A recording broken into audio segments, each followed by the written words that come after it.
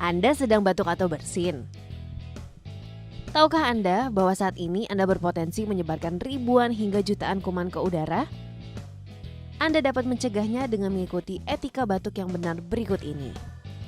Saat Anda batuk atau bersin, selalu gunakan tisu atau sapu tangan untuk menutup mulut dan hidung. Jika tidak ada tisu atau sapu tangan, gunakan lengan bagian dalam, bukan telapak tangan.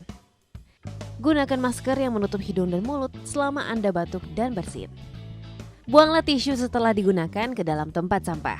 Cuci tangan Anda segera dengan air mengalir dan sabun atau bersihkan dengan alkohol hand rub. Jangan membuang ludah atau dahak di sembarang tempat.